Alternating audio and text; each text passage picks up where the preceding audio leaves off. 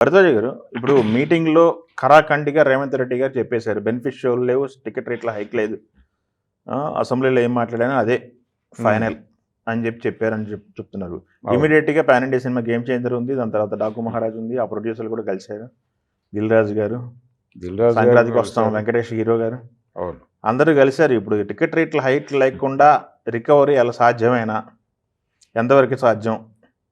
ఎందుకంటే డిజిటల్గా ఓటీటీ అంత వచ్చినా కానీ థియేటర్కల్ రెవెన్యూ అనేది ఇంపార్టెంట్ కదా. అవును. అది అంటే ఇక్కడ ఒక ప్రాబ్లం ఉంది.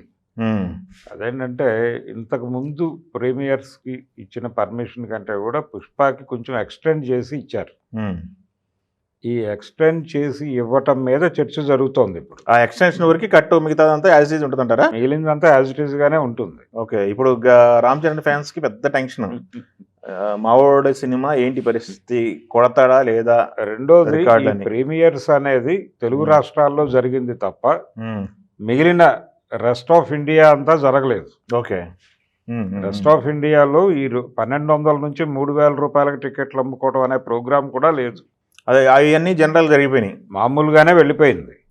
ఒక్క తెలుగు రాష్ట్రాల్లో మాత్రమే వీళ్ళ ఇమేజ్ని, వీళ్ళకున్నటువంటి ఫ్యాన్ బేస్ని ఈ సినిమాకి ప్రయోజనకరంగా వినియోగించుకోవటం కోసం, అంటే బయ్యర్స్కి వెరీ ఫస్ట్ డేనే హెవీ రెవెన్యూ వచ్చేలాగా చేయటం కోసం ఏర్పాటు చేసింది. అంటే ఈ సినిమాకి ఎంత బడ్జెట్ అయింది పార్ట్ 2కి సంబంధించి అనే దాని మీద భిన్నమైన అభిప్రాయాలు ఉన్నాయి. అంటే 300 నుంచి 400 కోట్ల మధ్య అనే ఒక మాట నడుస్తోంది, కానీ 700 వరకు ప్రొజెక్షన్ జరిగింది. అది పెద్ద డిస్కషన్ అండి, అది ప్రొడ్యూసర్లు తప్ప ఎవరో తెలియని రహస్యం. అది 300 అనే మాట విన్నాం, 300 400 మధ్య అనే మాట విన్నాం, 700 అనే మాట కూడా విన్నాం.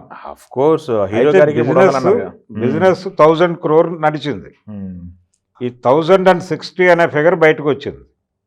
ఈ 1060 రికవరీ చేసుకోవటం అనేది బయ్యర్కి ఇంపార్టెంట్. అవును, అందుకని ఇలాంటివి ఉంటే కొంత ఉత్సాహంగా ఉంటుంది, ఒక ఎంకరేజ్మెంట్ ఉంటుంది అనే ఉద్దేశంతో వీటిని పెట్టారు. ప్రభుత్వం కూడా అనుమతించింది, ఇక్కడ అనుమతించింది, ఏపీలో కూడా అనుమతించింది. కాబట్టి ఈ వెసులుబాటును వాళ్ళు ఎంజాయ్ చేశారు. అయితే ఇది వేరు, ఈ గొడవ వేరు. ఇది కేవలం 3 ఆటలకు సంబంధించిన గొడవే. ఓకే, ఇప్పుడు సపరేట్గా మనం డిస్కస్ చేసుకుందాం. ఇప్పుడు గేమ్ చేంజర్కి టికెట్ రేట్లు లేవండి, దానికి ఎలాంటి పర్యవసానాలు ఉంటాయి? సంక్రాంతికి వస్తున్నాం, దానికి టికెట్ రేట్లు లేవనుకోండి, సేమ్ అప్లై. అవును, దానికి ప్లస్ ఆర్ మైనస్లు ఏంటి? Daaku Maharaaj plus or minus ఏంటి? 1 by 1 చెప్పండి. గేమ్ చేంజర్ పొజిషన్ ఏంటి? గేమ్ చేంజర్కి పాన్ ఇండియా రిలీజ్ ఉంది అది. అవును, సో వాళ్ళకి ఇతర ప్రాంతాల్లో వచ్చిన ఇబ్బంది ఏమీ లేదు. ఓకే, కేవలం ఈ 2 తెలుగు రాష్ట్రాల్లోనే సమస్య. ఓకే, 2 తెలుగు రాష్ట్రాల్లో కూడా ఆల్రెడీ అది సేల్ అయిపోయింది. అవును. అయితే వీళ్ళు ఏం చేస్తారంటే ఈ ప్రైస్ హైక్, జనరల్ షోస్కి ప్రైస్ హైక్కి సంబంధించి ఇంకొంచెం ఎన్హాన్స్ చేసుకుంటారు. ఓకే, ఇంకొక 100 రూపాయలు ఎన్హాన్స్ చేసుకుని షోస్ పెంచుతారు.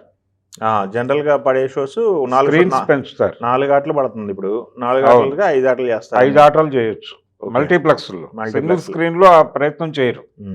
సింగిల్ స్క్రీన్ ప్రాబ్లం అనేది వాళ్ళకి అర్థమైంది. ప్రతి చోట సింగిల్ స్క్రీన్తో ప్రాబ్లం వచ్చింది మొన్న. అంటే థియేటర్ కెపాసిటీని మించినటువంటి, థియేటర్లో పార్కింగ్ కోసం వాళ్ళు కేటాయించిన స్పేస్కి మించిన వెహికల్స్ వస్తున్నాయి వెరీ ఫస్ట్ డే.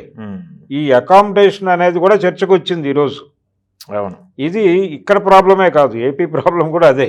అవును, అన్ని సింగిల్ స్క్రీన్, అన్ని చోట్ల అదే ప్రాబ్లం. అందుకని షోస్ పెంచడం అనేది అక్కడ కుదరకపోవచ్చు. సింగిల్ స్క్రీన్లో కుదరదు, సింగిల్ స్క్రీన్ కుదరదు. మల్టీప్లెక్స్లో పెంచుకుంటారు, స్క్రీన్స్ కూడా పెంచుకుంటారు.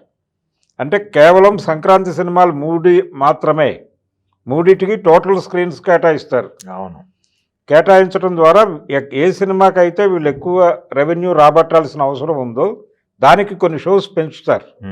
అది గేమ్ చేంజర్కి జరగచ్చు. గేమ్ చేంజర్ మీద ఖచ్చితంగా కేటాయింపు ఉంటుంది. ఎందుకంటే ఒకరోజు ముందు వస్తుంది ఆ సినిమా, 10వ తారీఖు ఒకరోజు ముందు వస్తుంది అనే విషయం నాగవంశీ కూడా చెప్పాడు. చెప్పి సెకండ్ డేకి మాకు కొంచెం వెసులుబాటు కల్పిస్తారు అంటున్నాడు ఆయన.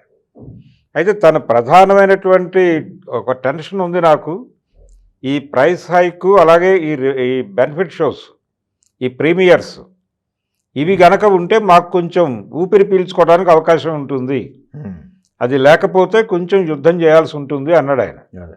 ఇక్కడ మనం గుర్తుపెట్టుకోవాల్సిన విషయం ఏంటంటే డాకు మహారాజుకు సంబంధించి ఇప్పుడు గేమ్ చేంజర్కి వాళ్ళు ఎలాగో ఏర్పాటు చేసుకుంటారు.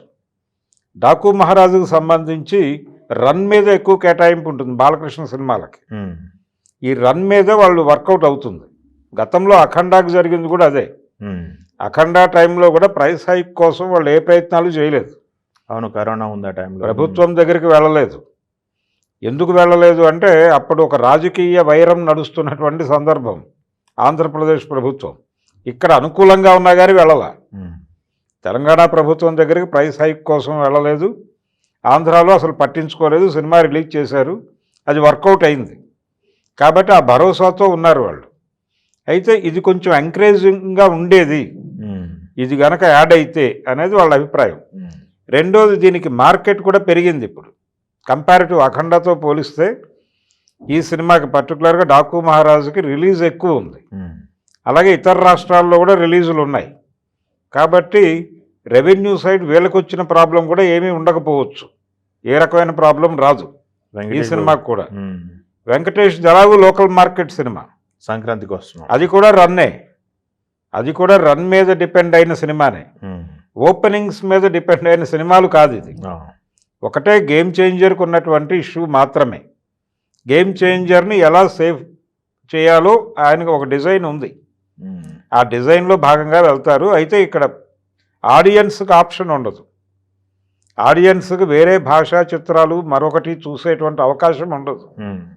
టోటల్ అన్ని స్క్రీన్స్లోనూ ఈ 3 సినిమాలు మాత్రమే నడుస్తాయి. దానికి సిద్ధపడాలి. ఓకే. గతంలో ఇలా జరిగేది.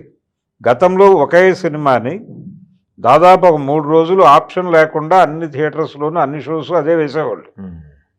అంటే ఆ టైంలో ఆడియన్స్ నుంచి నిరసన వచ్చిన తర్వాత అకామిడేటివ్గా 2-3 రిలీజులు పెట్టుకోవడం మొదలుపెట్టారు. నష్ట నివారణలో భాగంగా జరిగింది అది.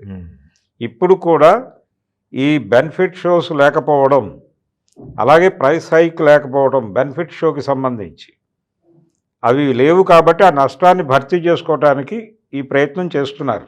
ఓకే, అదే జరుగుతుంది. కాబట్టి కొంచెం ఇబ్బందికరంగా ఉన్నప్పటికీ వాస్తవాన్ని అంగీకరించి సంక్రాంతి సీజన్ వరకు ఇలా నడపక తప్పదు. ఇప్పుడు అకామిడేటివ్గా ఉండి ఎంకరేజింగ్గా ఉంటే ఫర్దర్గా వీళ్ళు ప్రీమియర్స్ కోసం వెళ్ళకపోవచ్చు. కానీ నెమ్మదిగా మొదలవుతుంది మళ్ళీ. ఓకే. ఈ సంఘటన తాలూకా ప్రభావం తగ్గాలి. అలాగే ఇప్పుడు ముఖ్యమంత్రి గారు చెప్పినటువంటి సవరణలన్నీ వీళ్ళు చేస్తున్నారు అనేటువంటి ఒక కాన్ఫిడెన్స్ ఆయనకి రావాలి. ఇప్పుడు ఈ ప్రభావం, ఈ మీటింగ్ ప్రభావం ఆంధ్రప్రదేశ్ మీద కూడా పడే ఛాన్స్ ఉంది అనేది బలంగా వినిపిస్తోంది. సో అక్కడ కూడా ఒక మీటింగ్ జరిగే అవకాశం ఉంది. ఓకే. జరిగినప్పుడు వాళ్ళు కూడా కొన్ని రిస్ట్రిక్షన్స్తో, అయితే ఏపీ గవర్నమెంటు ప్రీమియర్స్కి అనుమతి ఇచ్చి సింగిల్ స్క్రీన్స్ వద్దు, మల్టీప్లెక్స్ల్లో వేసుకోండి అని చెప్పే ఛాన్స్ ఉంది ముందు రోజు. ఓకే అని వినిపిస్తోంది. అది కొంత వెసులుబాటు కదా. దాని ద్వారా కొంత రెవెన్యూ జనరేట్ అవుతుంది. ఒక తెలంగాణలో మాత్రమే ఆ మేరకు నష్టపోతారు. ఏపీలో మల్టీప్లెక్స్ల వరకు వేసుకోండి. సింగిల్ స్క్రీన్ ప్రాబ్లం అక్కడ చూశారు వాళ్ళు. అక్కడ కూడా కొన్ని సెంటర్లో సింగిల్ స్క్రీన్స్లో మొన్న పుష్ప 2కి హీరో లేకపోవడం వలన ఈ లెవెల్ గొడవ జరగలేదు, కానీ గొడవలు జరిగినాయి అక్కడ కూడా. అందుకని ఆ కేర్ తీసుకునే ఛాన్స్ ఉంది. ఓకే. అది జరిగితే డెఫినెట్గా కొంతవరకు ఊపిరి పీల్చుకుంటారు. ఓకే.